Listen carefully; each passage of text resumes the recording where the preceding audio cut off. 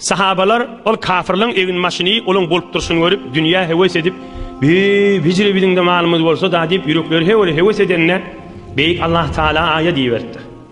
Euzu billahi mineşşeytanirracim. Bismillahirrahmanirrahim.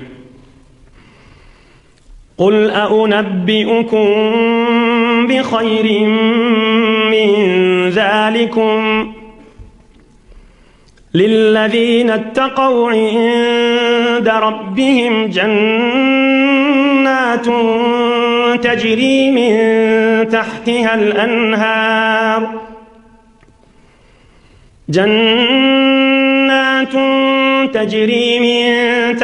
الأنهار خالدين فيها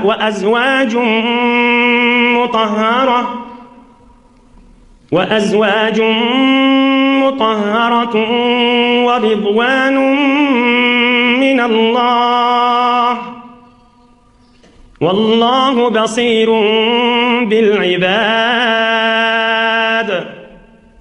Allah Teala ayet-i kerimeyi verdi. Kul eunebbi'ukum bi hayrin min zalikum. Ey Muhammed Peygamber devrindekilere ait. Şolun egin maşından ve barmağındaki altın kumuş kızıldan gowdada aytmayın mı sizlere? للذين اتقوا عند ربهم جنات تجري من تحتها الأنهار. İnsan dünya yaşayışında Allah'ın ışkında ve adında ve yadında yaşasa ve Hudayın haramından kaçsa olur için Allah Teala cennet beheşt Türkmen uçma diye. Uçma teyyarlak koydu. Eteklerinden yaplar akyan ve arassa hiç kim menen odal yatıp turmadık hur gizler teyyarladım ve ahirina ve ridvanun minallah. Allah şolara razıyçılığını verecektir. Allah Teala'nın razıylık mührü batılacak şolara. Wallahu basirun bil ibad. Allah Teala öz bindilerini, mahlukları, içi daşını görüp bilip durandır diyor. İne şaya din. Mümin Müslüman da Allah. İne yang İslam'da ayttık. Dünyanın gerekliliği var arada. Dünya sen ahiretine aşın bariyan oğlan uşak, erhili, inata, garip kasar, öz iyi biçkin, yaşayışta dünya gerek de, evin maş gerek, iyi biçme gerek, yatıp duru gerek. Emme bir yere kaşın bariyaz, ahirete kaşın bariyaz. Gör cinazalar ne kadarken, 5 vakit namazın 5'sinde de mıdam cinazalar kıyırılıyor. Hey ahirete kaşın bariyaz. Ahirete kaşın bariyaz kan, in ulukon iştibada, şu dünyanı yüreğine salmak. Ey cavan dost. O kulağız hacı derdi. Sen de düşündü içeriğine Huday için ayt da. İman gördüğünden içeriğine düşündür da. Dünyanı yüreğe salmalılar. Yani inamı yüreğe salmalılar. Ey can doğrular. Necire oluyor bir gelin erinin oyunda yaşap be. Behterin zindagisi var. Emme şu denanı görüyor. Şu hamana ya ayarlığını özünden mali yukarı yaşıyor. Gelin eri varttır da bir kıydı olun. Ayarlığını ya özünün katnaşıyan bir boydaşı tanışı mın zindagisinden yukarı. İne şu erhileyin arasında zindaginin süzülüğü yok da. Ne deyip? Mıdam eziyet de erini bizim günümüzden deyip şöyle yalı olmalılar deyip. Özü ulukan gelin oluptur. Ama er her namaydı aslında kulağını giyirmeye. Mıdam dava da aralar. Ne deyip? O da enahtatı ne deyip şu kıydın yüreğine salmaya.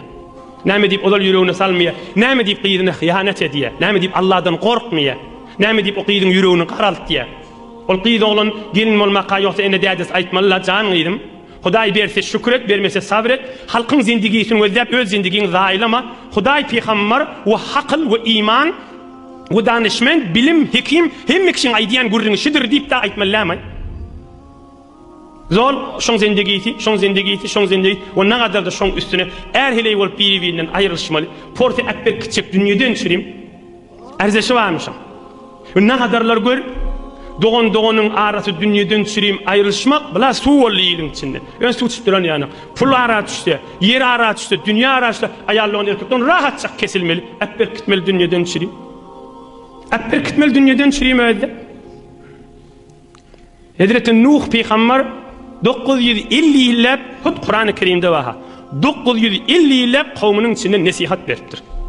فَلَبِثَ ف۪يهِمْ أَلْفَ سَنَةٍ اِلَّا 50 عَامًا 950 yıllar kıyır kestir nasihat edip. Hop, peygamberlik verilmeye de bir neçe yaşanır, ondan sonra da bir neçe yaşanır. Mümma yaşıydı ola yaşaptır Hazreti Nuh. Azrail ferişte can alacak bolup gelenine aýdypdyr: "Ya atwalal enbiya'i umran." Ey in peygamberlerin uzak yaşan dipdir. Müň mäşhur kan ýaş bolýar. Näçe ýaşmy bar? En gulkan ak sakal garlymy 70-80 ýaşdan hem. Müň mäşhur ýaşa bolýar. Nätdiň dünýäni dipdir. Hi geçirip bilmän ahyryny ýetirdiň maý dipdir. Ýoksa nat azab ördüdir. Bihuş bolýanmyş adamlar urallarynda. Hazreti Nuh peygamber. Huşa gelip ýene milleti ey beýtmesene, ey Allah öyle bolsaň dip. Bu kadar azaplar geçiripdir ha. Onda da aýdypdyr: "Kadarin laha baban." Hey, dipdir. Dünýä ýitdir. Müň mäşhur ýyl ömrüm bir hayat bolar, iki gafsy bar. Mescidimin iki gafsy bar da bir ol ýokarda bir şady kişi gafa aşakda. O gaftan girip durman, o gaftan çykan ýaly bol, olar gün geçdi dipdir. Bir hayatyň iki gafsy bar. Bir gaftan girip bir gaftan çykan ýaly boldy dipdir. Dünýä dewranyna açyk tut eliň, dünýä senden geçer, dewran evlenmez. Hiç maktun bolýan gawaý diýe. Dünýä dewranyna açyk tut eliň, dünýä senden geçer, dewran evlenmez. Nadar davaly bolýar, şunuň üçin. Nadar yalandan qasamlar içilýär dünýeden üçin. Allah'ın adyny ortaklıya wallahi dip gazyň ýanyna, dat gösteriň içinde ya öz aralarına Allah'ın adyny yalandan ortaklığa bir tümenden çürüm, dolardan çürüm. Ine nämeden bolýaşy? Zindigi gerek da dip, yo zindigi geregiň urrunde. Dünýäni ýüregine salypdyr, pagir helak bolup barýar. Helaklyk ýani dargamak da. Yalandan qasam ditişýär. Allah ýadım, dur şuna yalanla. Adam kefine onanar ýaly bolmany. Ne dünýäni ýüregine salypdyr da. Bar allamaýa diýeli. Bar şol dogry diýeli. Ýöne dünýäni ýüregine salyp, şo yatan ýerinde, öýünde de şoň arameş ýok da. Edafra harjestede narahat. Öýünde bir kelle sagyryp meri bolup şoňa derman almak da narahat. Şu dünýä ýüregine salan adam hem dünýäsi bibat, hem ahireti bibat da. Helak bolýar. Ey cemaatlar, dünýä adama gerek ýöne ýürege salara erzişi ýok da. Bişme haletçiliği belli wallahi. Hazreti Ömer radıyallahu anh hep salatım geçip barýar. Üstünde dağı durup oturmaly gördün ha. Hazreti Ömer radıyallahu anh'ın zamanında bir kan pul gelipdir. Bahreyn ýanyk ýerin gyzylary gelipdir. Zekatlary gelipdir. Hey kan mallar. Hazreti Ömer'in öwüne dökülipdir. Hazreti Ömer radıyallahu anh müňürüp ağlamany döpdir. Müňürüp ağlapdyr.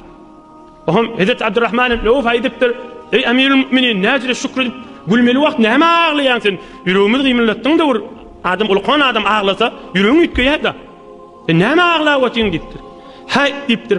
Pul mal ara düşdi kine kuduret, ağlalyk, yalan, köpel ýadaşlar dipdir. Korkýanna sahabalar ara sizirdak bolamasa, näjire ak adamlar Resulullah'ın şagirdleri dünýä aralaryna düşüp bozulamasa boljak dipdir. Şoňa ýüregime agyp, şoňa pikirim harap bolup ağlap otyň dipdir.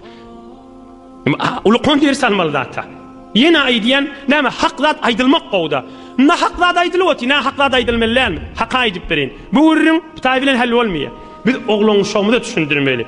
Özümizden kiçilere düşündirmeli. Şu dünýä, ey cemaat, şu hüjreň içinde bir wagt şäherimiziň içinde bir ulkan bir tähsilkarda adam oglu geldi. Däde saýtaş oglumy orsataş dip. Bir söw ýaşly oglan dädesine. Bir söwýe. Agdyna gelen aýdyp, "Hey, dädeňdir, beýtme. Dur men kehme gulasan, gulasan akda." Näme söwýäň diýende? Men yoldaşım ma diye dädesi asli urunu ulkan tükana ver dädem maňa näme şartlar bermeýär diye. Maňa kişi tükanjy açyp berdi diye. Terbiyetini ajur. Terbiyetini odal şo enata ba. Odal er hili bol mudam dünýäni urruna çıkır oglunyň ýanyna, indi oglundan netijesini görüp oty. Bir gedek oglunun ýanynda aýtmandyr, "Can oglum, can gyýdym. Dünýä gerekdir, emma ýürege salara erzişi ýokdur" diýmeli. Ine şunu bir oglun hakykat gurrun diýenim iştaý. Biz içerimizde aýtmaly, dünýäni gowalaýly, ýöne ýürege salmaýly. Yani şunu düşündürmeli, dünyanın erzesi yok, yakalaşıp durmağa. Dünyanın erzesi yok, yalandan kasam içme. Hakkını verme, hakkına yet, hakkını da döküp verme, öyle yerine. Ama yalandan kasam içip, ya ödünkini haktan hak edecek bolup, ya ağlayacak bolup, ya doğunun, ya ayarlığının, ya ödenin, yerden bir kimrek verecek bolup, erzesi yoktur can oğlum, can gyýdym diýmeli. Bakýyllyk edelerde erzesi yok diýmeli.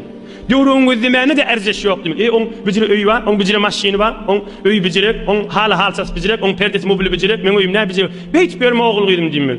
Hudaý berse, şükrün etdi, keýbetde haýrlan, zekatyny çykardy garyp basar gözde, o bir gowdat. O Hudaý sana bermendir, kynçylykda ýaşapdan sabr et, bir de bir gowdat Muhammed peýgamber öýünde aýda bir gedek kadına harbişmeýänmiş. Hurma su, hurma su, hurma su, hurma su. Ka wagt bolupdyr Hazreti Enemiz Aýşa diýe, bir aýlap öýde bir ot yanmardy diýe. İmadat yok, yakmadat yok, tüste çıkmardı öýden diye. Ama bir yerden buğday yoktu diye Medine-i Münevvere gelmeyendir bir näçe var. Ama arfa geldi diye. arfani un edip o da doğru un edilmedi diye.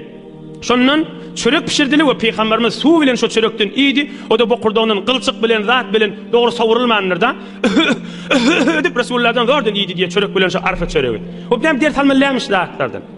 Arfa çörek abi yumuşacık şmal çörekçilerden nan vardı biştiren necire çöreklen gurdun diye ha buğday çörek tabla. Peygambercan aleyhissalatu vesselam üstürüp su bilen içip çık iyiydi şu an diye. Hop, ini şu ürünlerde bir ters adamlar vardır ilunun içinde.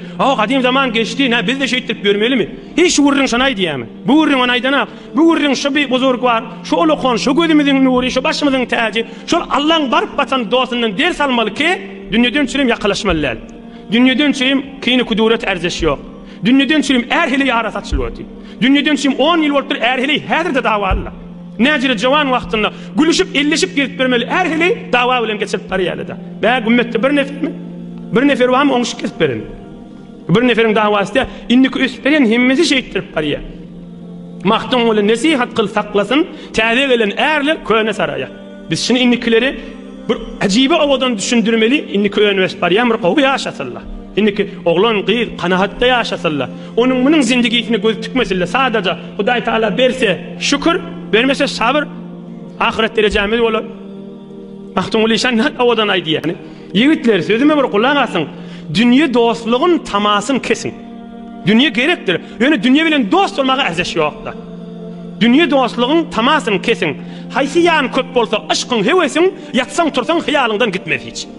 Fikrin, yüreğin, ışkın ne emek iste, ertesi akşam fikrin şonnadır. Fikrin imanında varsa, akşam yatağında Allah'ın zikretip yatarsın, ertesi turanmayın. Bismillahirrahmanirrahim. Elhamdülillah, Hudaya şükür. Onu deyip, Hudaya yadına tutuşup durur. Fikrin dünyada varsa, dünya bilen gidersin. Fikrin haramda varsa, yatsan tursan haram bilen gidersin. Şehittirip de kara yerine gitmeliler.